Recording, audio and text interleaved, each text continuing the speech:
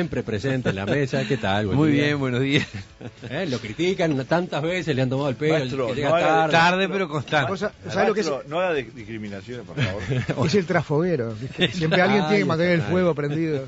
Bueno, Carlos Ramela, que hoy vuelve después de sus vacaciones, ¿qué tal? Buen día, ¿qué tal? ¿Cómo están? Y bueno, Antonio Mercader y Esteban Valenti, que ya habían retornado en semanas anteriores. Bueno, se juntan todos otra vez. ¿Cómo se encontraron a sí mismos? ¿Bien? Bien. Pimpantes. ¿Eh? Con la misma hazaña de siempre. Se extrañaban, ¿no? Siempre. Ya estuvimos afilando la piedra de afuera, las anchas. En reconocimiento público del vicepresidente Danilo Astori y del expresidente Tabaré Vázquez sobre el error que cometieron al resolver la asociación de Pluna con Leadgate en el año 2007, ha sido uno de los puntos fuertes de la agenda política esta semana y no podía faltar entonces en la agenda de esta tertulia. Recordemos, en la madrugada del martes, mientras transcurría en diputados la sesión en la que se completó el trámite parlamentario del proyecto de ley del gobierno para la salida de Pluna, Astori publicó en el sitio UIPress una columna que llevaba como título "Me equivoqué". Entre otras cosas decía, asumo mi responsabilidad, pero agregó que era difícil para el primer gobierno de izquierda afrontar la dura alternativa que teníamos en 2007, cerrar Pluna o seguir quemando decenas de millones de dólares al año con gestión estatal, cuando recién estábamos saliendo de la peor crisis de nuestra historia contemporánea. El hecho de que se presentara en definitiva un solo interesado y tuviéramos que decidir a partir de un único plan de negocios, lejos de atenuar las dificultades de la decisión, las potenciaba. No es una justificación, es la descripción de la situación. Algunas horas más tarde, pasado el mediodía del martes, por correo electrónico llegó a las redacciones de los medios de comunicación un comunicado firmado por el doctor Tabaré Vázquez, cuyo título era "Nos equivocamos". Bueno, ¿qué dicen ustedes de este episodio, de estas cartas, de esta comunicación? Bueno, sobre el episodio de Pluna en sí, más vale no seguir hablando porque ya se ha dicho mucho en sí, en lo que fue la problemática de Pluna. Yo cuando me informaron que estaba este pedido de disculpas de Astori, sin leerlo, la primera sensación fue que realmente era un hecho particular, novedoso, extraño, resaltable, que podía significar dentro de lo que es el desastre del final de Pluna un reconocimiento público, un acto de grandeza, realmente. Después llegué a casa de noche y leí UIPress, y leí la carta de Astori, y me sentí que estaba realmente frente a un hecho político de enorme significación, pero que no estaba tanto la grandeza que yo había supuesto o imaginado en un primer momento. En primera instancia porque Astori, cuando pide disculpas, que lo que corresponde es pedir disculpas y punto, se dedica a echar culpas a otros, tratando de desviar la atención de su eventual responsabilidad que él mismo está asumiendo.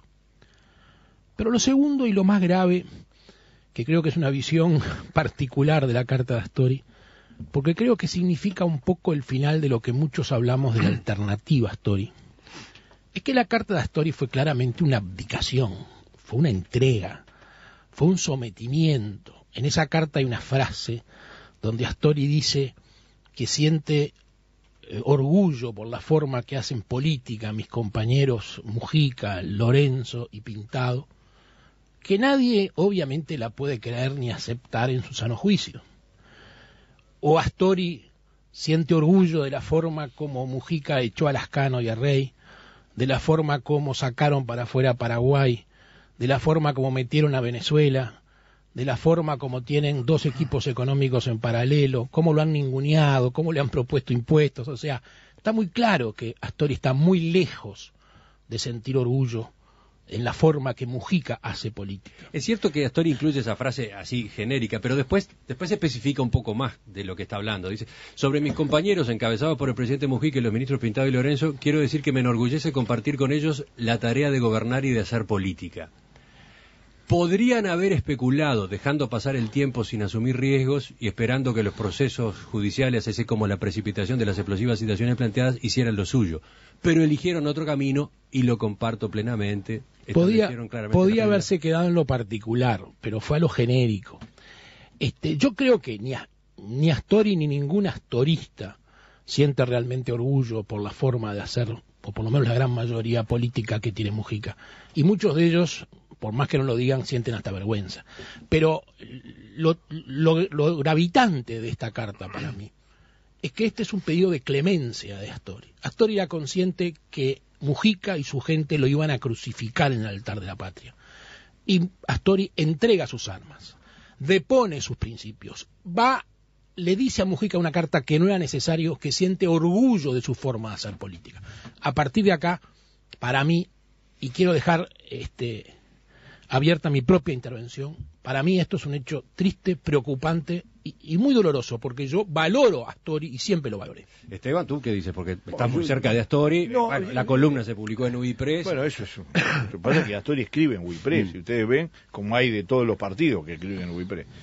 Yo la verdad es que voy a opinar sobre mi reacción, ¿tá? Porque como yo creo haber tenido mucho más problemas con Mujica que los que ha tenido Astori, que han sido 2 o 3, nada más.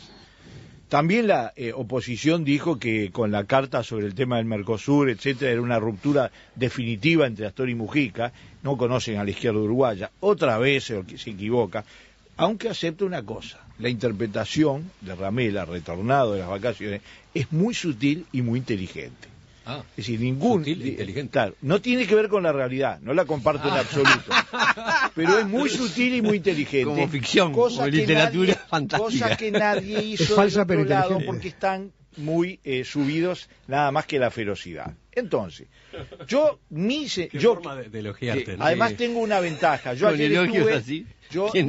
pero Nadie ¿por necesita qué? enemigos. ¿Qué pasa? La No, política en el Uruguay se ha hecho de una grosería, Sí, es de cierto. una grosería, de una falta de sentido de refinamiento esgrimístico, que cuando uno lo escucha, aunque esté totalmente en contra, vale la pena reconocerlo, porque haciéndonos zancadillas y diciéndonos puteadas, que es lo que se escucha, no se gana nada, no gana nadie. Ahora, ¿qué pasa? Yo ayer estuve en Canal 5 y quiero decir que todos ustedes son conscientes de mis polémicas y de mis opiniones polémicas sobre Mujica. En este caso, lo voy a decir con toda la claridad, me reencontré con un compañero y revaloricé muchas cosas por la actitud de firmeza, por la actitud de unidad que hubo entre todos para resolver este problema. También lo quiero decir, ayudaron extraordinariamente la derecha, los adversarios, que no propusieron nada, y yo voy a hacer una propuesta absolutamente indolora. Yo propongo que este tema de Pluna lo analicemos dentro de 2 meses, cuando hayamos juntado 3 cosas: el fin del proceso con el remate, porque ayer escuché a un senador decir que habíamos perdido $300 millones en una actitud absolutamente falsa, porque el único que toma es el pasivo y no toma en cuenta el activo, y el activo no se va a saber hasta que no se remate.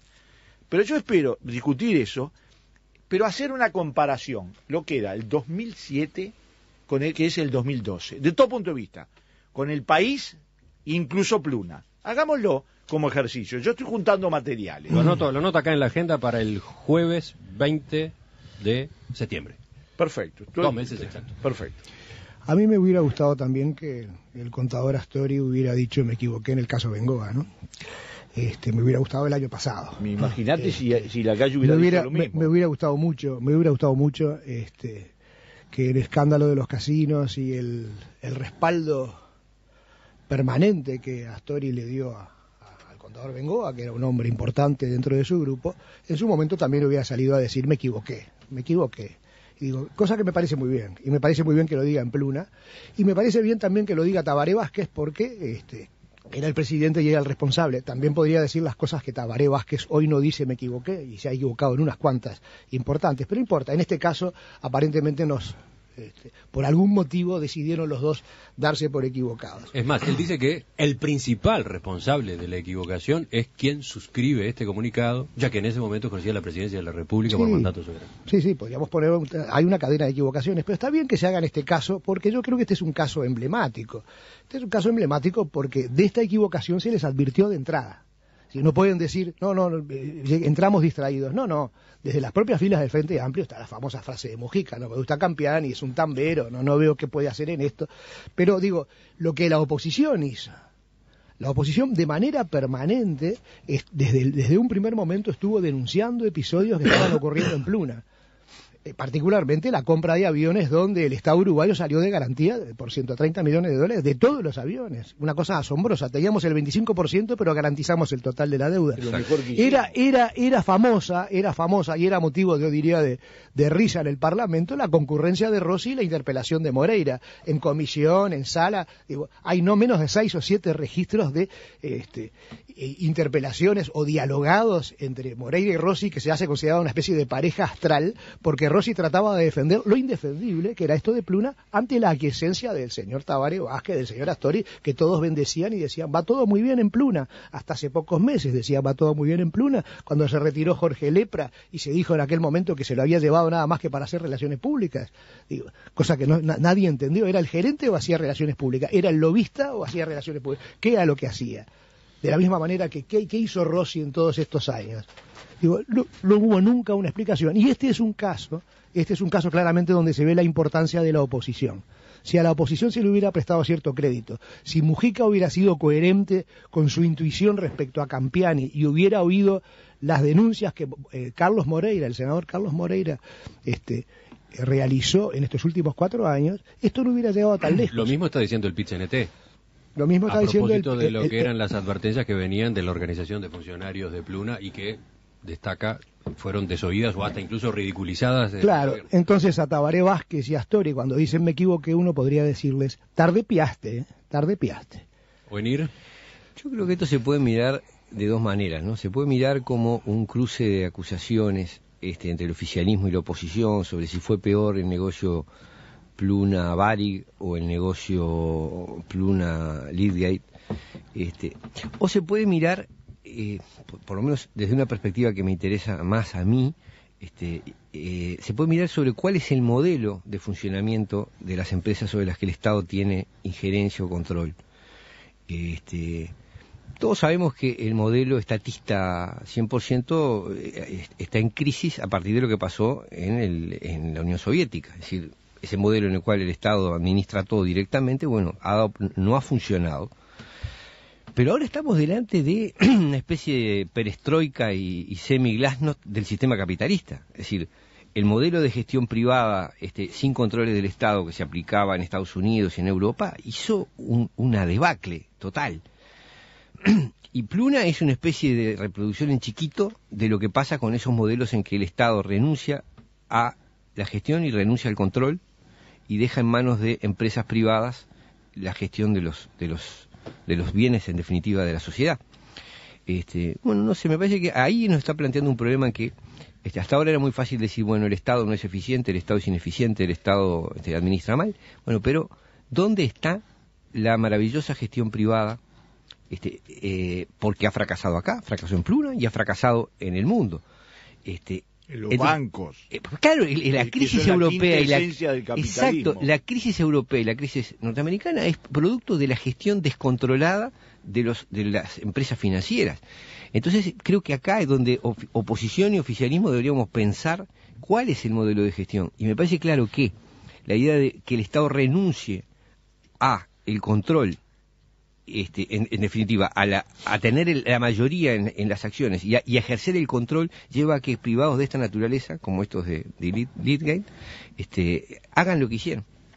Carlos, ¿tú tomás el guante que lanza Oenir o vas por otro lado? No, comento sobre lo que dice Oenir, que la verdad es que el ejemplo de Pluna no fue ni una cosa ni la otra, porque no fue ni el Estado ni los privados, fue el Estado en minoría con un 25% en una empresa, o sea, con un pseudo derecho de información, de control. 25% de una sociedad anónima. Y entonces no entres, ¿para qué entras? Eso es lo que estoy diciendo. Tú dices que quedaba afuera. Pero yo quiero volver sobre Pluna. Yo entiendo que las cosas no son blancas y negros. Creo que se cometieron cantidad de errores. Creo que hubo mucha soberbia, mucha intransigencia. No se quisieron escuchar alertas muy, muy claras. Pero tampoco voy a decir que todo fue un desastre. Rescato el párrafo de la carta de Astori donde dice que cuando pase el tiempo, como decía hace un rato Valenti, vamos a poder reconocer que Pluna algunas cosas buenas tiene, o tuvo en este periodo, ingresó en un mercado, el del cual ya no estaba, participó, abrió rutas, trasladó muchos pasajeros, creó una imagen de seriedad en la línea aérea que era conceptuada en el mercado de viajantes. O sea, todos esos aspectos creo que en su momento hay que ponerlos en la balanza. Acá no hay que decir todo malo, todo bueno. Pero vuelvo a mi tan alabada visión inicial, porque creo que acá está en juego el futuro, los próximos años de este gobierno.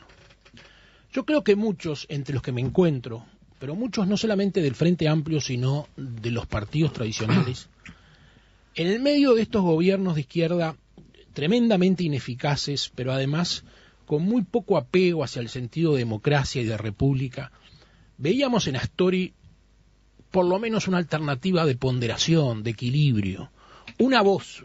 No pasaba de una voz, porque Astori lamentablemente nunca votó en contra, siempre se alineó finalmente.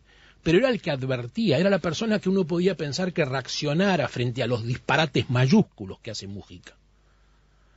Ese Astori, que había además tenido cierto vuelo en el último tiempo, denunciando cosas terribles, como fue la sanción a Paraguay y el ingreso de Venezuela por la puerta del fondo, y otras tantas más que ocurrieron, yo lo veo a partir de este suceso, y de esa carta, y de ese reconocimiento público a Mujica, como un hombre que se entrega, como un hombre que le pide a su propia izquierda clemencia, no me maten, bajo mis armas y no voy a seguir siendo lo que fui.